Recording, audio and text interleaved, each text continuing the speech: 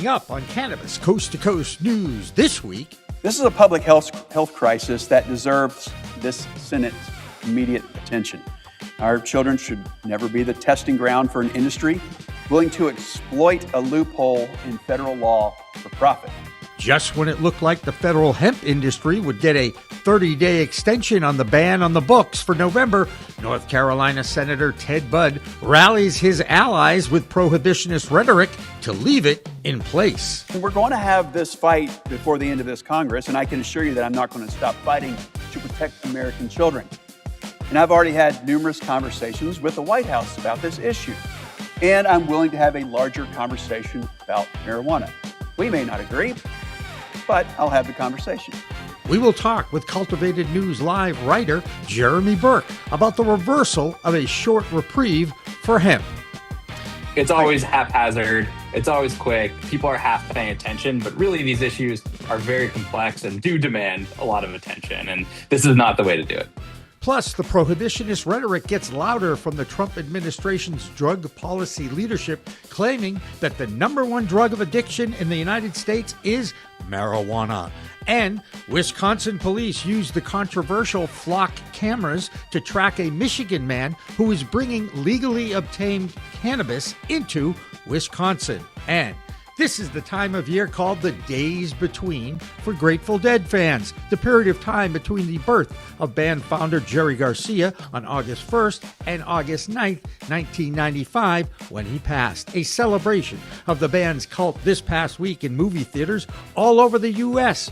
All that plus state reports from coast to coast and our international report on Cannabis Coast to Coast News next. Hi everyone, welcome to Cannabis Coast to Coast News, WPCM TV's weekly roundup of the fight to end cannabis prohibition here in the U.S. and around the world. I'm executive producer Jimmy Young, filling in for the vacationing Alaina Pinto, who is expected back next week. And I do have some help. I am Kimmy Cannabis in Oklahoma.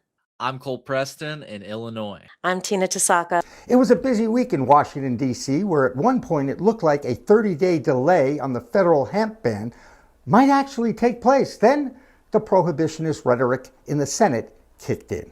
And it's putting our kids at risk each and every day. And over the past few years, we've already seen the horrifying consequences play out in emergency rooms across the country. From 2018 to 2023, emergency departments in the United States that responded to pediatric cannabis poisoning increased by 461%. And why? Because the intoxicating hemp industry wants to make a cheap dollar. That's North Carolina Senator Ted Budd doing his best show and tell about the dangers of the unregulated hemp industry. He blamed them for targeting kids with products with colorful, unregulated labels, and of course with no mention of the fact that it was his own Congress that created the legal definition of hemp in the first place in 2018. And of course, they also gave the FDA the responsibility to regulate the industry and still hasn't done anything in the last 8 years. This is a public health crisis that deserves this Senate's immediate attention. Our children should never be the testing ground for an industry willing to exploit a loophole in federal law for profit. We need to strip this amendment from the continuing resolution and regulate these harmful substances for exactly what they are, not what the industry wants. While citing the rise in emergency room visits for kids getting into these so-called gas station and convenience store products, he never cited just how many total cases. He just shared the high percentages of these accidental dosing of these products. Now, after all, there are more products available legally in the U.S. now than ever before, and the practice of parents not securing these products properly, and the kids manage to get into them. Blame the parents. He also shared misinformation about these products causing deaths. Jeremy Berke of Cultivated Daily News joined me on Friday for talk about the recent rise in prohibitionist rhetoric and the fact that the hemp issue is causing stress and division in the Republican Party. Joining us now is one of the premier journalists that covers the cannabis industry on Cultivated, and his name is Jeremy Berke. I've read Jeremy Berke's stuff well, as long as he's been writing and putting it out onto the internet. Jeremy, how long has it been that Cultivated and you've been writing? So Cultivated's been around since February of 2023. But I've been writing about cannabis since 2017. So I'm almost a decade into this. So I'm almost aging myself here, Jimmy. No, that's all right. And don't worry. The good thing about talking to me, you don't have to worry about your age, okay? Because I'm older than everybody in the business, right? Okay.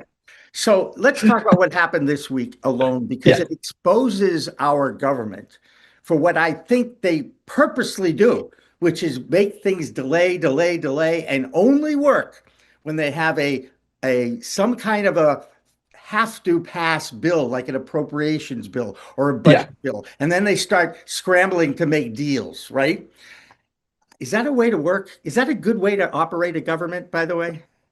Look, that's exactly right, Jimmy. I mean, I'm not the president, but if I was the president or I was a senator, this is certainly not how I would do things. And I think it's a cost and consequence of the way that cannabis and hemp policy has been written in this country. It's always at the federal level. I should clarify. It's always an emergency. It's always haphazard. It's always quick. People are half paying attention, but really these issues are very complex and do demand a lot of attention. And this is not the way to do it. No, they treat it like it's a necessary evil. I don't want to call it evil weed, but it is. That's really how they look at it. And it's horrible for the industry. When I heard the North Carolina senator go off this past week, and we're going to play a clip of it at some point in our news, probably right after this or right before this. I haven't put the news together, and blaming the industry for the colorful products and the packaging and what have you. And I'm like, excuse me, the hemp bill, the farm bill of 2018 that created the legal loophole that started this business was supposed to be regulated by the FDA. And here it is 10 years later, Jeremy, and they still haven't done anything. Nothing. Yeah, that's exactly right. I mean, look, like on the one hand, like, sure, there are, unsavory operators in the hemp business that are, selling candy is attractive to kids that are intoxicating in gas stations, sure. But on the other hand, there are a lot of operators who are really just trying to do the right thing and playing by the rules of the road or the hand that they're dealt. And the hand that they're dealt is confusing and Byzantine. And this is not exactly the fix, that I think they're asking for. We will have that entire interview with Jeremy released next week on our Thursday Specials 1v1 report. Now, there is more news about President Trump's White House Office of National Drug Control Policy. The chief medical officer of that group is Ronit Lev, who said on a podcast last month that we should all remember, quote, the victims of marijuana, the people who've died from marijuana harms. According to the CDC, there have been over 3,000 deaths discovered in people who have cannabis in their systems, but all had other substances like fentanyl, opioids, and alcohol at the same time. There have been less than 5% of reported deaths with only cannabis in those that have passed in their system.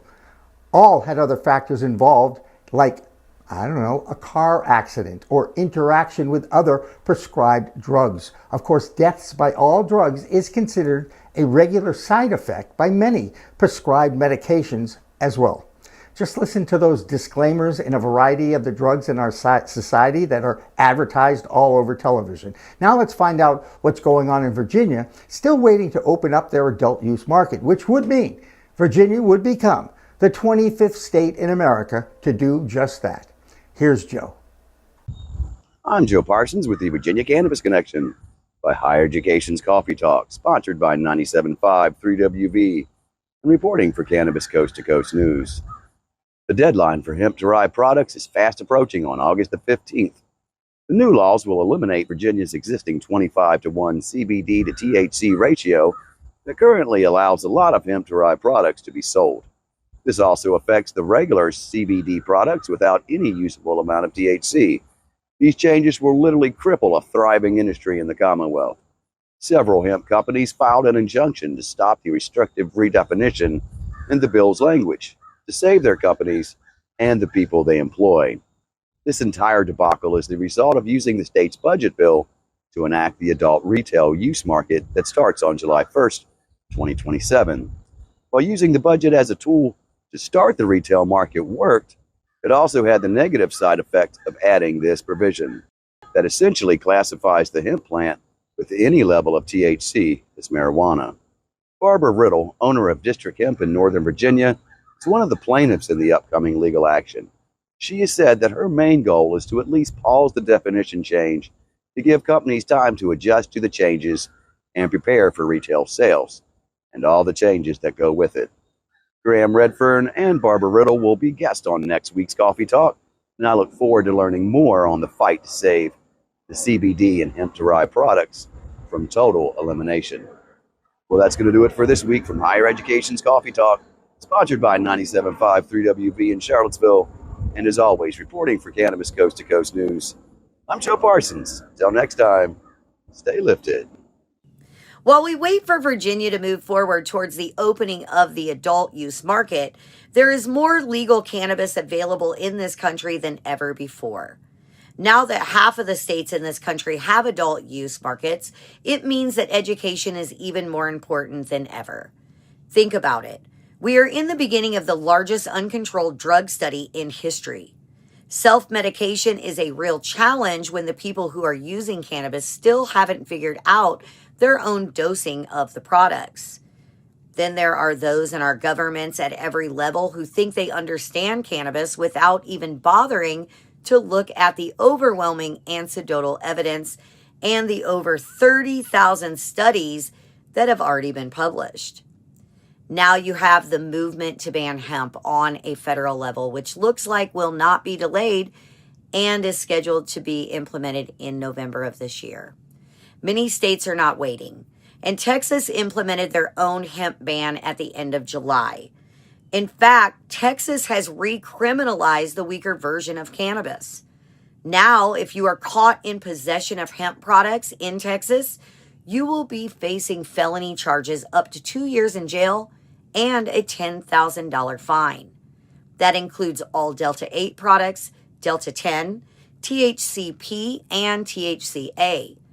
The so-called hot hemp is going to be right alongside heroin and LSD on Schedule 1 of the Controlled Substance Act.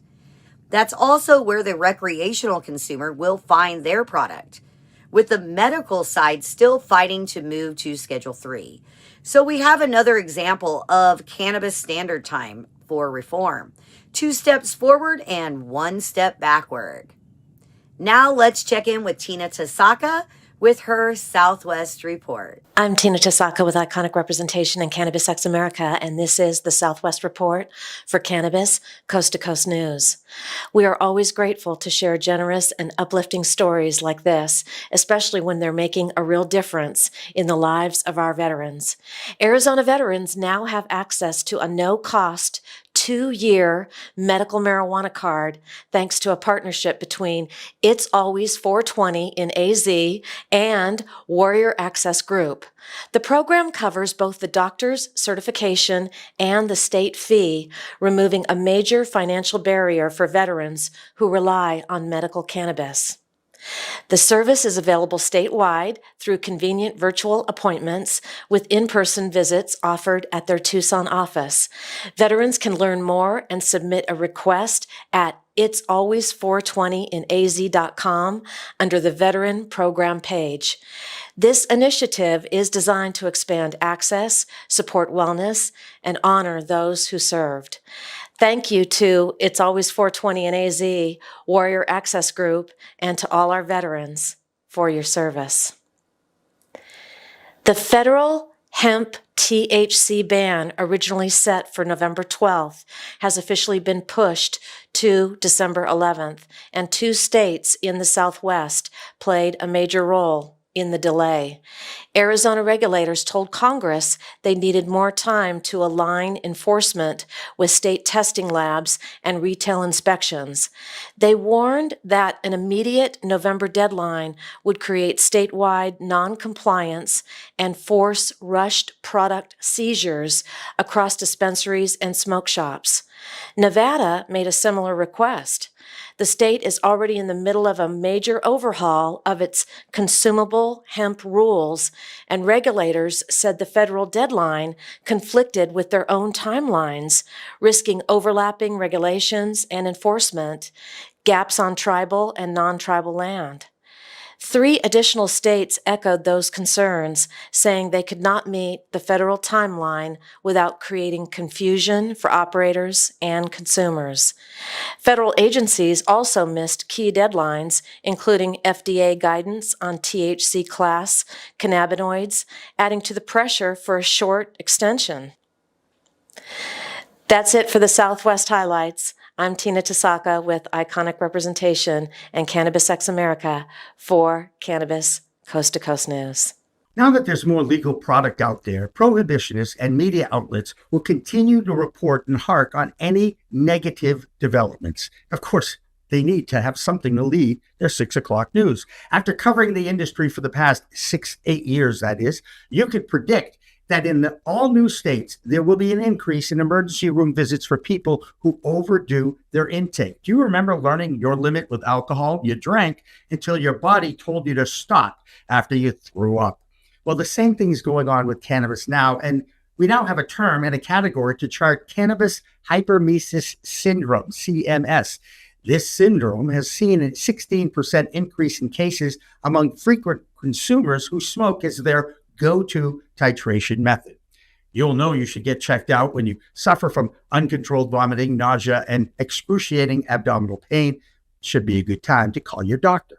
The CDC estimates that 2.75 million people in the U.S. have suffered from this. Now, remember, this is the same product that does have some anti-nausea effects. So once again, education is so important during this delicate transitional time in the reform of cannabis laws, especially with the expected rescheduling of the plant medicine to Schedule 3.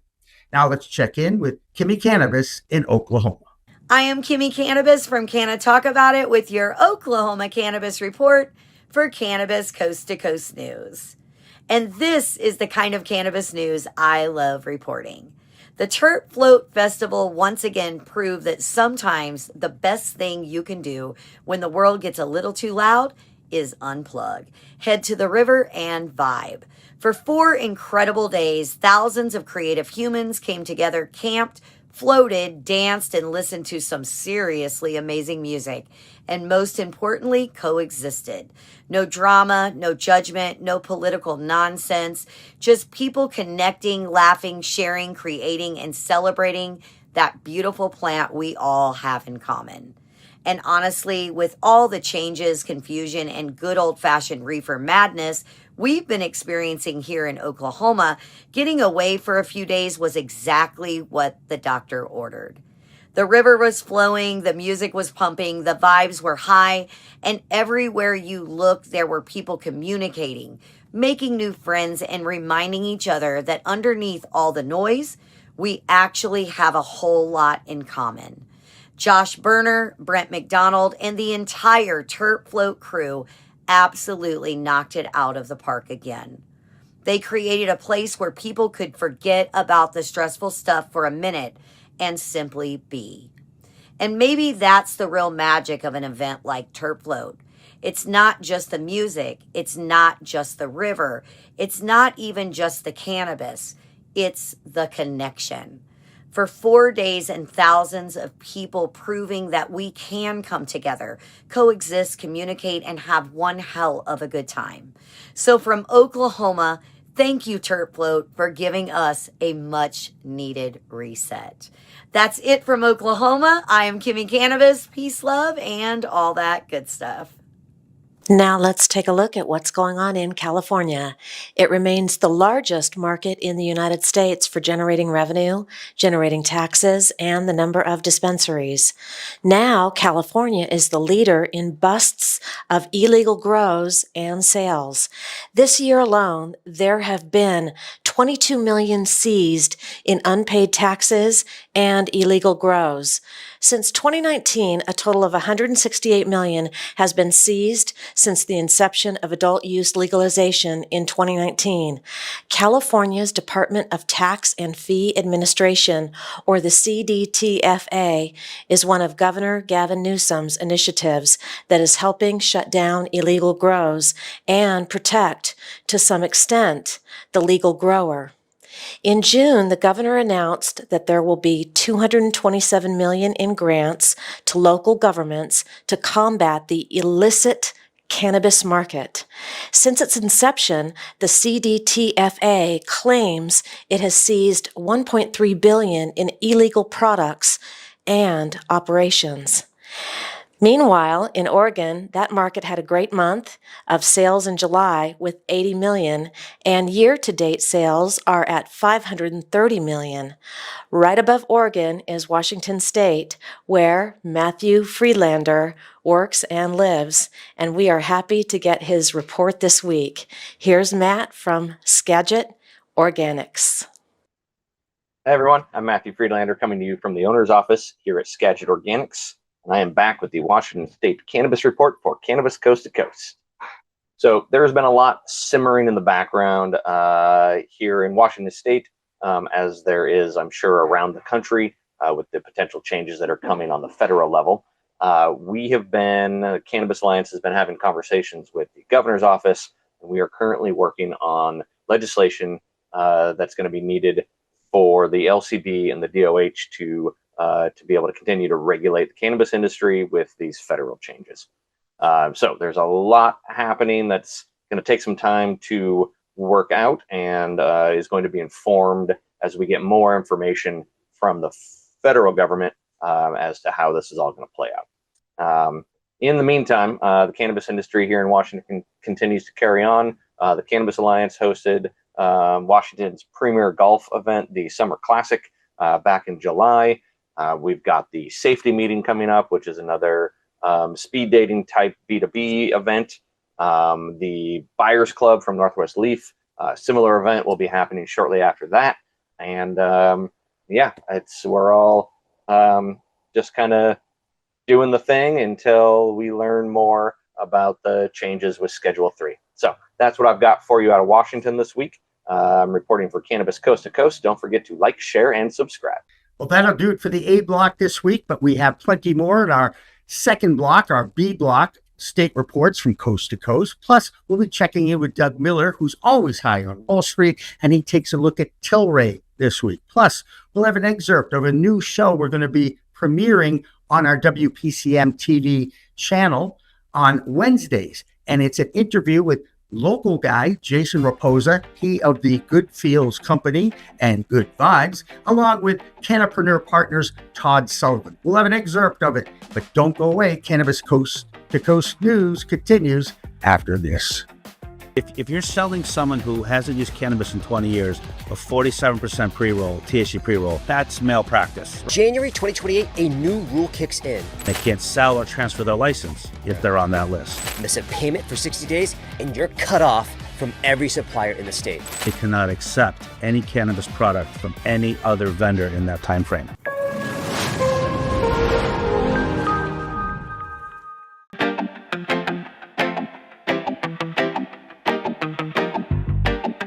Hi, I'm Keith Stropp. I'm a 72-year-old lawyer, and I first smoked marijuana in 1965 when I was a freshman at Georgetown Law School, and I've been a regular smoker ever since. There is absolutely nothing wrong with the responsible use of marijuana by adults, and it should be of no interest or concern to the government whether we smoke or why we smoke. When we founded NORML in 1970, only 12% of the American people supported legalizing marijuana. Today, roughly 60% of the American people support full legalization of marijuana. They've come to understand that marijuana prohibition causes far more harm than the use of marijuana itself. It's time we ended marijuana prohibition and stopped treating marijuana smokers like criminals. If you agree, please visit our website at norml.org and sign up for our free newsletter. We are only incidentally talking about marijuana. We are really talking about personal freedom.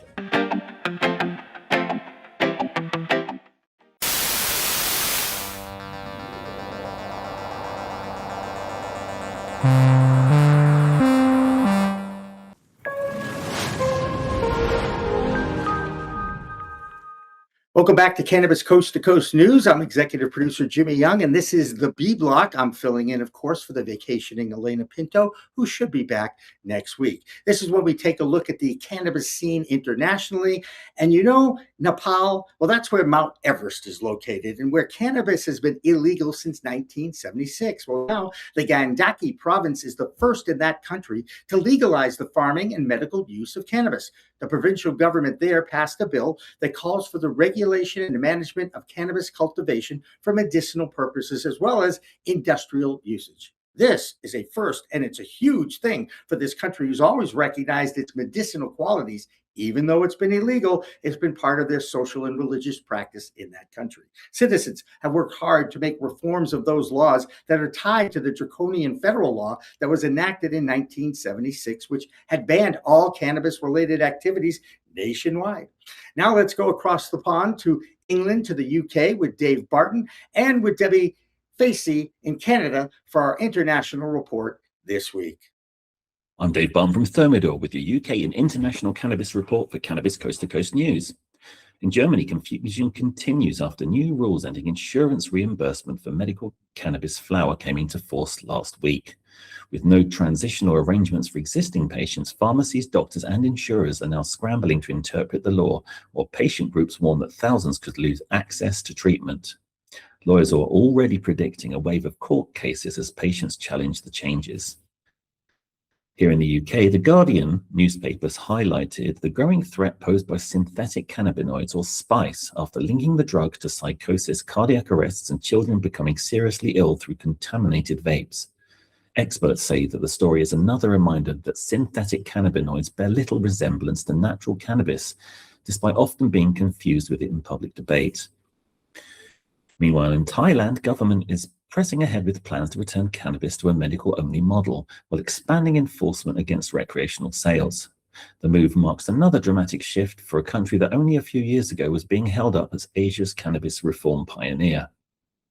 And in more positive news, Australian biotech company Argent Biopharma is expanding into veterinary medicine with its cannabis treatment Canapil, targeting the global animal pain market. Another sign that cannabinoid science continues to find new applications beyond human healthcare. That's all for this week. I'm Dave Barton from Thermidor with the UK and International Cannabis Report for Cannabis Coast to Coast News. This is Debbie Facey with the Canadian Coast to Coast Cannabis News Report. What we have in Canada this week is Israel has reopened an anti-dumping probe in the Canadian medical cannabis, saying that the evidence is showing the imports of being sold far below the Canadian market value and harming the Israeli growers. The officials are citing that the $4.43 a gram versus the Canadian value of $10 a gram is probing a claimed 125% dumping margin. And the Canadian producers dispute the figures, are arguing typical wholesale prices are much around the lower end. Next, what we have is Ontario is going to be reviewing the OCS and the HECO along with 7 other provincial agencies to ensure that they are delivering and operating efficiently when it comes to their taxpayers.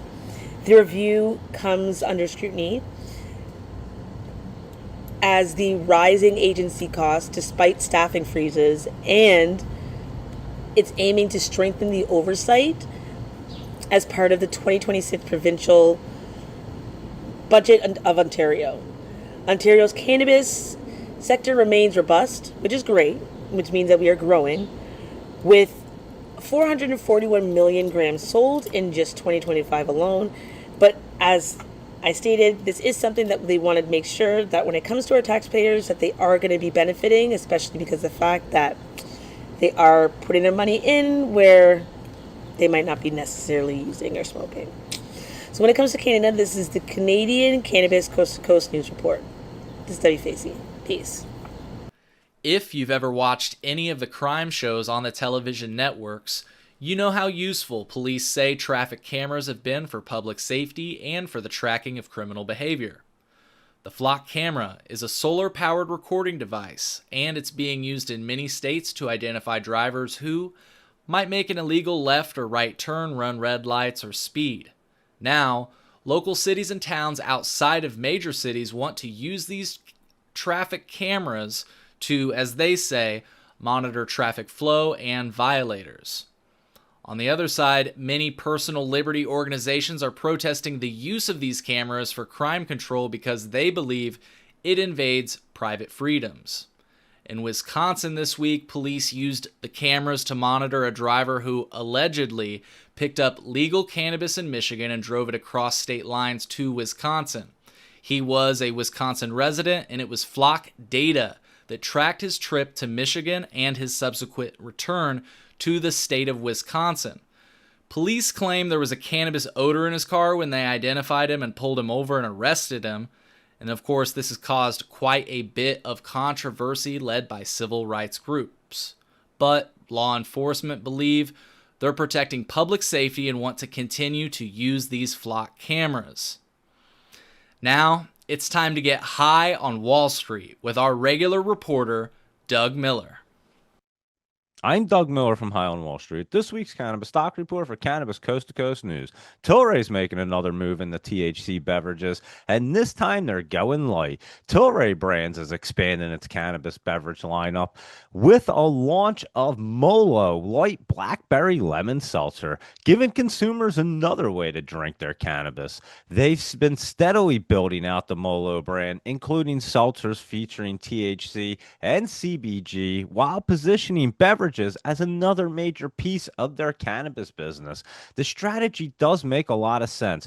Tilray already has experience producing and distributing beverages through its alcohol portfolio. If THC drinks continue moving towards the mainstream, that infrastructure could become a major advantage. And the word light might be the most interesting part. Lower dose THC drinks could potentially appeal to a much larger group of consumers looking for an alternative to alcohol without getting completely blasted. Tilray says even more Molo Light products are planned as it expands its portfolio. So let's take a look at the stock chart. It's trading around $4.57 and it's setting up really nice. So watch for any dips before it starts to run. And of course, trade smart and lock in those profits. And that's this week's Cannabis Stock Report. Reporting for Cannabis Coast to Coast News, I'm Doug Miller. Amy Carter is off this week after the primary in her state of Michigan. Sheriff Christopher Swanson, one of the candidates on the Democrat side, got just under 17% of the vote, but it was not enough to get onto the November ballot. Jocelyn Benson got an overwhelming 83% of the votes from her party, gaining her the nomination where she will face Republican John James. In Massachusetts, a woman operator in Haverhill is starting a signature campaign to get a license for a social cafe adjacent to her STEM dispensary on Washington Street. Alaina Pinto has had to fight every step of the licensing process on her way to opening day in 2020. Executive producer Jimmy Young is interviewing Alaina this week for Thursday's special one-on-one report. Now let's check in with Curtis Emery for the Bay State Report. I'm Curtis Emery from Resonate in Worcester, Massachusetts with the Bay State Report for Cannabis Coast to Coast News.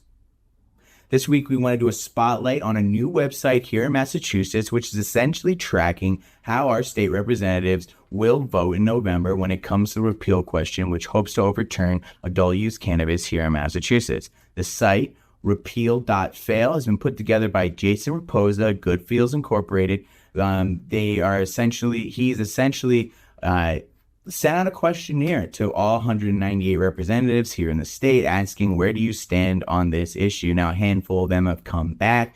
Majority of them are saying, the ones that have come back are saying that they will vote against the repeal. Very, very small percentage of those which have sent the responses back have said no answer at this time. Should be noted, of those who are saying they would be against repealing adult use here in Massachusetts, 10% of them were going up against an incumbent, showing maybe a fresher campaign or the one to engage voters on a topic that is very, very dear to our hearts here in Massachusetts. Jason Raposa makes a good point. Those who have not sent a response back yet doesn't necessarily mean they'll be voting yes to repeal adult use. However, it is suspect why they wouldn't. And when it comes down to it, what state representative here in Massachusetts would like to see that tax money go away? So we're kind of assuming and hoping that a majority of our representatives will vote to not repeal adult use cannabis here in Massachusetts. Again, that is repeal.fail. Check it out. Share with your friends. I've been Curtis Emery with the Bay State Report, Cannabis Coast to Coast News. Hi, I'm Christina Brisson with Over the Top Renovations with your weekly Ohio Cannabis Update with Cannabis Coast to Coast News. Short update for you this week. A U.S. federal district judge has actually issued a restraining order now for 14 plaintiffs, including Ryan Geis and Seventh Son, which are based here pretty locally, that they are now able to sell their THC beverages. The reason is they're saying it is against the U.S. Constitution with SB 56 and improperly favors in-state dispensaries. So for now, they've won that battle back. Hopefully more good news to come. That is your weekly Ohio update. Thank you. I am Christina Brisson with Cannabis Coast to Coast News. I'm Jim O'Barber, the Smoking Santa, with the Colorado Report for Cannabis Coast to Coast News. Colorado cannabis is changing again. Native Roots, one of Colorado's OG cannabis brands, has completed the sale of its operations to Verdant Capital Partners. That puts 17 Native Roots locations across Colorado under new ownership. Now here's the question. What does it mean for Colorado cannabis? What does it mean for patients? What does it mean for customers? And what does it mean for the mom-and-pop operations trying to survive? Because when bigger investment money moves into cannabis, consolidation usually follows. That can mean bigger operations and more resources, but it can also make it harder for the little guys to compete. The Colorado cannabis was built by those little guys. So this isn't about who owns the dispensaries, it's about who gets to shape the future of Colorado cannabis. I'll keep an eye on this one. And if things change in the game for patients, consumers, or the little guys, I'll let you know. I'm Smoking Santa, and that's your Colorado Report for Cannabis Coast to Coast News. On the same week that national research figures were announced that there are now more daily users of cannabis in the United States than users of alcohol and tobacco, now comes more research that the United States set a national sales record in the month of July of $2.56 billion. To date, $16.6 billion in sales have been sold, but that's actually down from last year, which I think is super notable when it comes to comparisons. The state with the most sales has not changed much over the years, with California still holding on to a dominant position in the market at number one, with just over $332 million in cannabis sales in the month of July. Michigan is next at $260.6 million, followed by Massachusetts and New York at $160 million in sales. All of these figures support the idea that the market is still growing, but of course this does not include the hemp market, which is now another $28 billion market according to economists. What's really interesting is that the total number of consumers who use cannabis on a daily basis is still around 20% of the population, and that's not changed much over the years, even before the reform movement over the past few decades. Now, keep in mind that the industry is not allowed to bank or market to the masses any positive messaging about the plant. The anti-cannabis stigma is still very much alive. In Massachusetts, for example, the fight to repeal the prohibitionist effort in the Bay State to shut down the adult use market at the ballot box is now centered around ballot question 8, which of course is being funded by the so-called Smart Approaches to Marijuana, or SAM, out of Virginia. One of the leaders of the Stop the Repeal movement in Massachusetts is local entrepreneur Jason Raposa of Good Vibes and Good Feels Products. This week, he interviewed one of the Cannapreneur Partners, an investment group out of Massachusetts, named Todd Sullivan. If you're selling someone who hasn't used cannabis in 20 years, a 47% pre-roll, THC pre-roll, that's malpractice. January 2028, a new rule kicks in. They can't sell or transfer their license if they're on that list. Miss a payment for 60 days, and you're cut off from every supplier in the state. They cannot accept any cannabis product from any other vendor in that time frame. They are shut off. One operator at the table thinks 100 stores won't survive. Think about a third will go away. He's not worried, though. He's shopping. This is the time where you acquire things. I'm Jason Reposa. After 30 years in tech and cannabis, I host High Functioning to show it actually works. Today's guest is Todd Sullivan, president of Cannapreneur Partners, the Massachusetts holding company behind joint operation dispensaries and Pioneer Valley Extracts. Todd came up as a hedge fund manager before going all in on the plant. I think the distressed market in the next year is going to be phenomenal. Now he's running a debt-free, profitable shop that hasn't raised outside money in years. And he's using that position to buy up assets while everyone else is panicking. We get into the coming shakeout, what operators get wrong about what their business is worth, and why he's betting on the bud tender over the price war. This is the money side of cannabis, told straight. Let's dive in.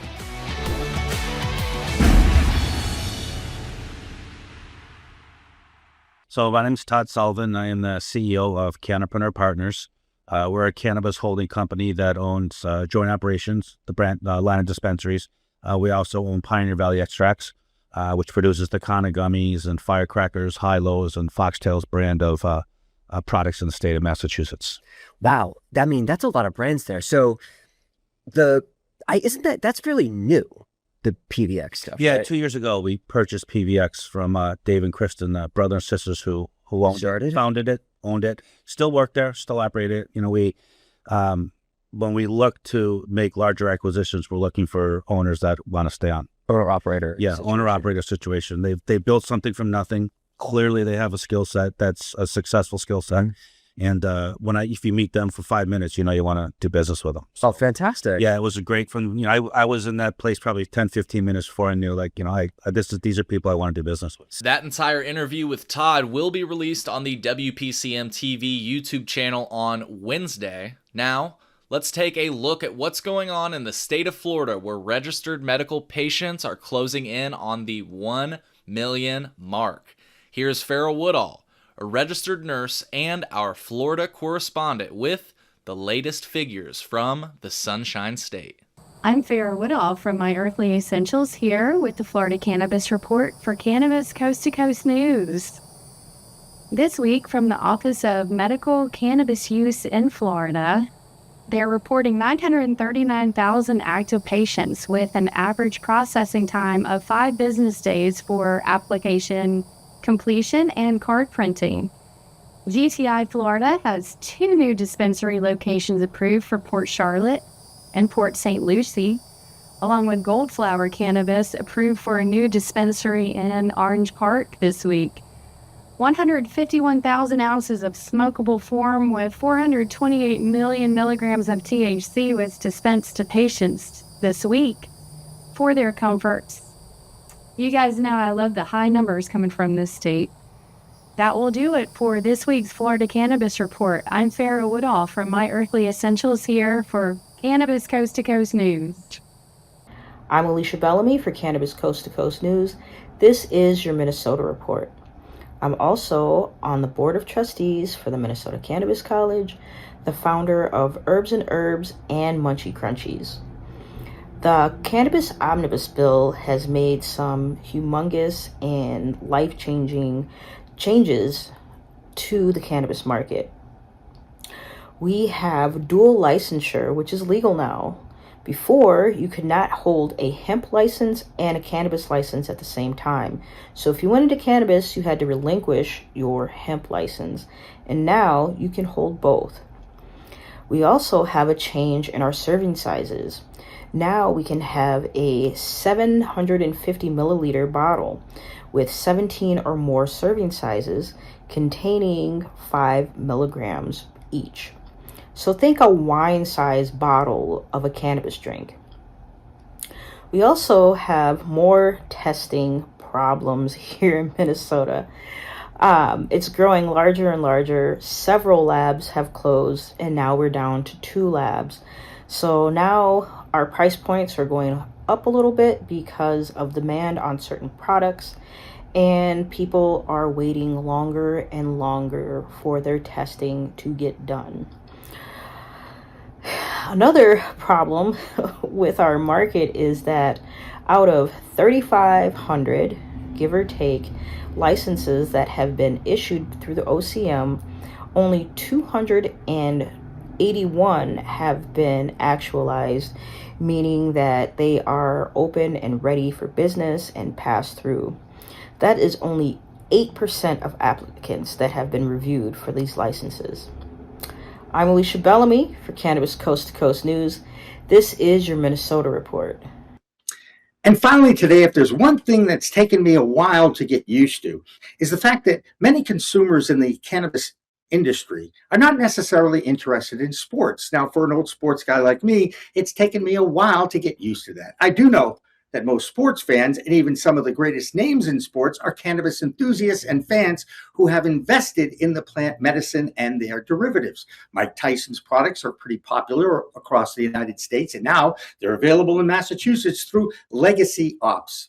NFL Hall of Famer Calvin Johnson is a Michigan operator in his dispensary line called Primitive. Ricky Williams has the Heisman brand, and now you can add NBA great Dwayne Wade to the pro cannabis family. Cann, C-A-N-N, is an infused beverage company based in Los Angeles, but the spin here is the relationship with the late great golfer Arnold Palmer. He was famous, of course, for his success on the golf course, but it was when he was mixing lemonade with iced tea that he might have made his lasting contribution to society. It's called an Arnold Palmer. Now, Wade's new venture with Cann is adding a little hemp-derived THC to that drink. They call it half and half. And there's one with 3% THC, and then there's one with 0 THC, but it does have caffeine, along with bergamot lemonade and yerba-made iced tea. I think I can honestly say that if Arnie was still alive today, he would support the cause of hemp because his family were farmers. They grew up in Latrobe, Pennsylvania, and I can still see the photo of Arnie on that tractor at his family's farm. Anyway, that'll do it for this week's Cannabis Coast to Coast News. I'm executive producer Jimmy Young. Yes, Alaina Pinto will be back next week. And just remember, it's a whole new world of weed out there. So please educate yourself and consume responsibly. Have a good week, everybody.